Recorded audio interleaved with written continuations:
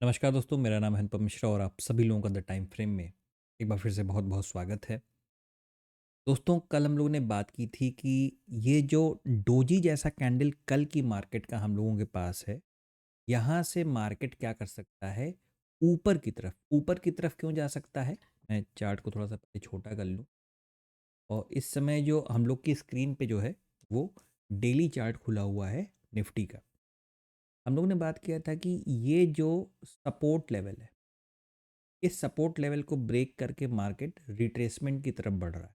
ठीक है, अब ये रिट्रेसमेंट करके इसी रेजिस्टेंस पे रुकता है या इस रेजिस्टेंस को क्रॉस कर जाता है, ये देखना बहुत ज़रूरी है। इसलिए ये भी बताया गया था कि अगर मार्केट समझ में ना आए तो वेट एंड वॉच की सिचुएशन पे काम कर लीजिएगा, या जो भी ट्रेड अगर आपको बाइंग साइड के मिल रहे होंगे तो उसमें स्कैल्पिंग मोड में काम करने की कोशिश कीजिए। तो फिलहाल आज की डेट में हम लोगों को जो कैंडल मिला है वो कुछ इस प्रकार का है, और अपने प्रीवियस जो इससे पुराना वाला जो कैंडल है उसके हाई के ऊपर हम लोगों को क्लोजिंग मिली है, यानी तकरीबन 23,160 के आसपास हम लोगों को मार्केट ने क्लोजिंग दी है। दोस्तों, अगर वीकली चार्ट का जो टाइम फ्रेम है, अगर उसको देखेंगे तो मार्केट ने वहाँ पे भी एक सपोर्ट को ब्रेक किया था। वो भी कहीं न कहीं एक रिट्रेसमेंट के फॉर्म में हम लोगों को चलता हुआ नज़र आ रहा है। होता क्या है दोस्तों, कि जब मार्केट 2 या 3 कैंडल इस तरीके की जनरेट कर देता है, उसके बाद हम लोगों के लिए काम थोड़ा-सा आसान हो जाता है। आसान इस सेंस में हो जाता है कि अगर आप ध्यान से देखेंगे, ऊपर कर आप अगर ध्यान से देखेंगे तो काफ़ी शार्प ही सही, लेकिन अगर आप देखेंगे तो यहाँ से आपको एक ट्रेंड लाइन जाते हुए नज़र आएगी। अब 3 दिन की ये कैंडलें 1, 2, 3 इस ट्रेंड लाइन के ऊपर काम करते हुए जो नज़र आ रही हैं, उससे कम से कम इतना तो पता चल ही रहा है कि जब तक ये ट्रेंड लाइन टूट न जाए, आप सेलिंग की तरफ तैयारी मत करिए। ठीक है? इस चीज़ से ये पता चलता है। देखिए, मार्केट के पास एक मौका था, कब? ये कल वाली कैंडल का, यानी अगर आज मार्केट चाहता तो वो क्या कर सकता था? आज अगर वो चाहता तो यहाँ पे ये जो आपको एक रेजिस्टेंस जैसा माहौल दिखाई दे रहा है, ये वाला, अभी हम लोग डेली चार्ट पे हैं, उस पे पहले समझ लीजिए। यहाँ पे मार्केट टाइम बिता के अचानक से नीचे की तरफ आ सकता था, यानी अगर उसे नीचे की तरफ आना होता तो तकरीबन ये जो आप लेवल देख रहे हैं डोजी का, तकरीबन 22,950, मार्केट इसके नीचे अगर क्लोजिंग दे देता तो शायद फिर से हम यहाँ पे नीचे चलना चालू कर देते। एक बार में सिर्फ आप लोगों की जानकारी के लिए वीकली चार्ट लगा देता हूँ। इस वीकली चार्ट को अगर आप देखेंगे तो एक फॉर्मेशन भी आपको नज़र आएगा तरीके का, ये ब्रेकआउट है, हल्का सा रिट्रेसमेंट होके अगर मार्केट को और ज़्यादा फर्दर फॉल करना होगा तो मार्केट यहीं कहीं पे थोड़ा सा टाइम बिता के दोबारा नीचे आना चालू कर सकता है। अभी हम लोग आगे बढ़ते हैं, ये भी बात करेंगे कि कल हम लोगों ने क्या बात की थी, आज मार्केट में क्या देखने को मिला। फिलहाल ऊपर से अब धीरे धीरे टाइम आ गया कि हम लोग अपनी ड्राइंग को मेंटेन रखें तरीके से।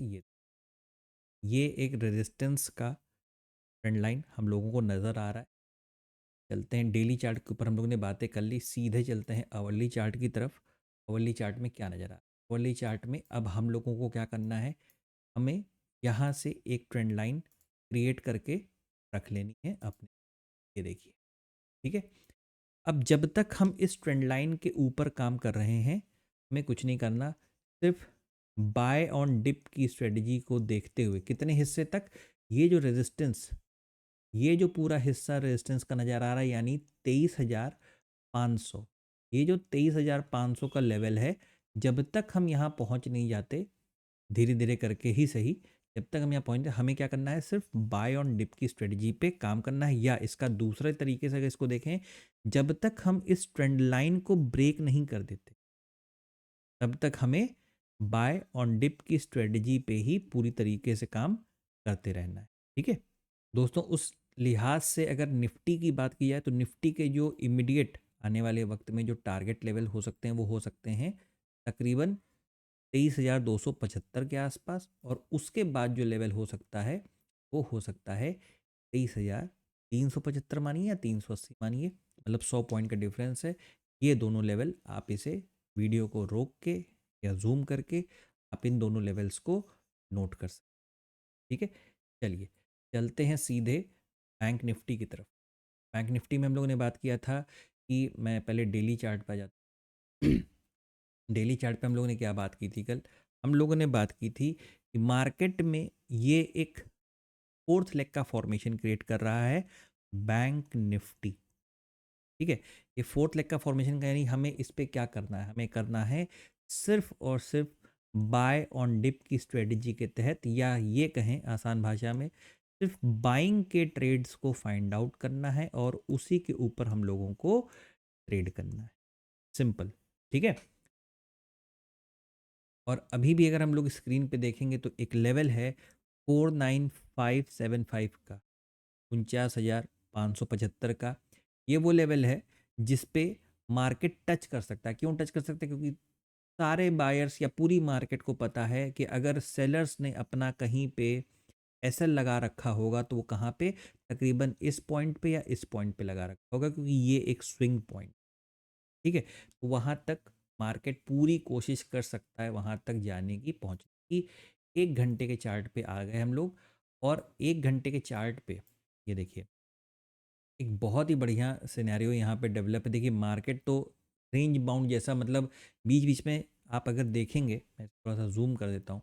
ये देखिए आज तारीख 29 है और ये रही आपकी मार्केट यहाँ से स्टार्ट। ठीक है, अब यहाँ से मार्केट हुई स्टार्ट, लेकिन धीरे धीरे धीरे धीरे करते करते वो यहाँ तक पहुँचने की कोशिश की। यानी अगर आप मार्केट के इस हिस्से को और इस हिस्से को देखेंगे, तो यहाँ पे एक स्विंग का फॉर्मेशन हुआ और यहाँ पे एक स्विंग का फॉर्मेशन हुआ, यानी ये हिस्सा एक रेजिस्टेंस की तरीके से काम कर रहा है और ये हिस्सा सपोर्ट की तरीके से काम कर रहा है। यानी चीज़ें बहुत ज़्यादा क्लियर हैं कि अगर आपको शॉर्ट करने की नौबत आ गई, सेलिंग की नौबत आई, तो आप कब करेंगे? जब ये ट्रेंड लाइन, जैसे ये हिस्सा क्या बन गया, रेजिस्टेंस बन गया, और ये हिस्सा तकरीबन क्या बन गया, एक सपोर्ट बन गया। जब तक मार्केट इसको ब्रेक नहीं कर देता, सेलिंग के बारे में मत सोचिएगा। ठीक है, उल्टा इस चीज़ के ऊपर फोकस करिएगा कि अगर ये स्विंग मार्केट ब्रेक कर देता है तो जो अगला लेवल हो सकता है मार्केट का, वो 49,575 तक का लेवल हम मार्केट में देख सकते हैं। ठीक है, और ये मजबूती इस वजह से आ रही है कि हम पैटर्न के फोर्थ लेग पे भी हैं, और न्यूज़ भी है कि गवर्नमेंट काफ़ी सारा पैसा बैंकिंग सेक्टर में इनपुट कर रही है। तो सिंपल सा, बहुत छोटा सा रखेंगे इसको, एनालिसिस को। निफ्टी में भी और बैंक निफ्टी में भी हम लोगों ने दोनों जगह बातें कर ली हैं। कुछ खास ज़्यादा है नहीं बताने को। दोनों ही केसेस में एक ही चीज़ है कि जब तक जो सपोर्ट की ट्रेंड लाइन है वो ब्रेक नहीं कर जाती है, या किसी प्रकार का बहुत भारी गैप डाउन ना हो जाए, है ना, ऐसा हो सकता है जिस तरीके का सिनेरियो बीच बीच में ख़राब हो जा रहा है, अगर किसी प्रकार का बहुत ज़्यादा गैप डाउन हो गया तो फिर सिचुएशन या सिनेरियो चेंज हो जाएगा। और ध्यान में रखिएगा इन ट्रेंड लाइंस को, निफ्टी में भी और बैंक निफ्टी में भी, जब तक ये नहीं ब्रेक कर जाती, सिर्फ बाय ऑन डिप की स्ट्रेटजी पे काम करिएगा, बाकी कुछ नहीं। दोस्तों ये था एनालिसिस निफ्टी बैंक निफ्टी का कल के लिए। आशा करता हूँ आपको समझ में आया होगा, अच्छा भी लगा होगा। दोस्तों अगर आपको एनालिसिस अच्छा लगे तो please like, subscribe and share my channel. धन्यवाद।